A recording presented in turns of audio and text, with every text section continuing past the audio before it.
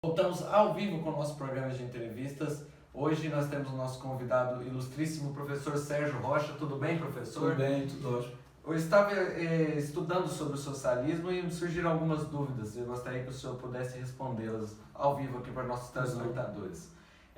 Vamos começar com a primeira pergunta. Em relação ao contexto da Guerra Fria, podemos considerar que o conceito do socialismo de Marx se consolidou ao longo do século XX?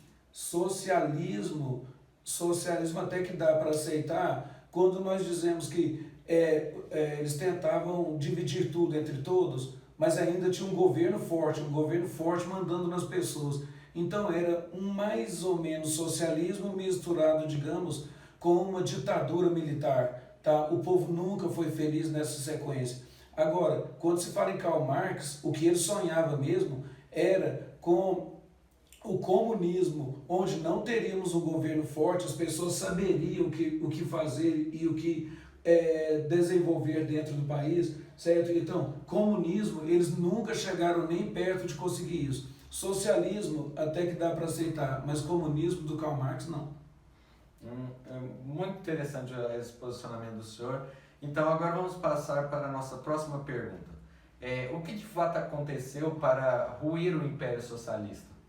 A questão de ruir o Império Socialista, ou ruir todo aquele sistema, não foi, igual muitas pessoas podem imaginar, aquela questão de disputa com os Estados Unidos, esse tipo de coisa. A questão maior foi que eles pararam de desenvolver a sua indústria, eles começaram a ter então uma crise de desabastecimento, certo? Então, faltando alimento para a população, em alguns lugares faltava remédio, as pessoas às vezes iam lá no que chamaria, entre aspas, de um mercado, e eles não tinham o que pegar, o que comprar com aqueles tickets. Então a população foi ficando desabastecida, a indústria não funciona, a gente até brincava que a geladeira esquentava, o fogão esfriava, então aquilo nada estava desenvolvendo, as pessoas foram ficando nervosas, irritadas com aquilo, né? E mais tarde eles descobrem como viviam os americanos, e aí foi o caos, porque eles estavam numa condição péssima. Então ruiu essa questão do socialismo lá por causa disso, desabastecimento principalmente. Tá? Existiam outros fatores que são muito específicos, mas principalmente desabastecimento da população. Muito interessante isso. Vamos então continuar com a nossa sequência de perguntas e dessa vez vou colocar essa importante pergunta que eu gostaria que o senhor respondesse. Agora nós podemos considerar, já que o senhor falou da queda do Muro de Berlim, do lado capitalista e socialista, nós podemos dizer que a queda do muro ela foi definitiva para o fim do bloco e a reunificação da Alemanha? Foi definitivo, né? Então, a queda do Muro de Berlim naquela data, naquele momento lá assim, o governo oriental, da Alemanha Oriental, não esperava aquilo naquele momento, mas já existiam tantas forças levando a essa união que quando as pessoas começaram a derrubar o muro e tal, não houve uma reação grave do lado oriental, quer dizer, do lado socialista, para que aquilo voltasse ao que era antes, tentar tirar o pessoal de lá, refazer o muro, não se tentou nada disso. Né? Eles não tentaram porque sabiam que já estava realmente num caminho de unificação e sabiam notícias lá da União Soviética, com Moscou e tudo, eles sabiam que lá também já estavam ocorrendo modificações graves e que o socialismo iria acabar dentro de pouco tempo. Então, não era para ser agora, mas caiu o Muro de Berlim, então vamos unificar e nós damos, digamos assim, a partida para essas mudanças importantes que aconteceram. E professor, e a outra questão interessante, e as reformas de Mikhail Gorbachev?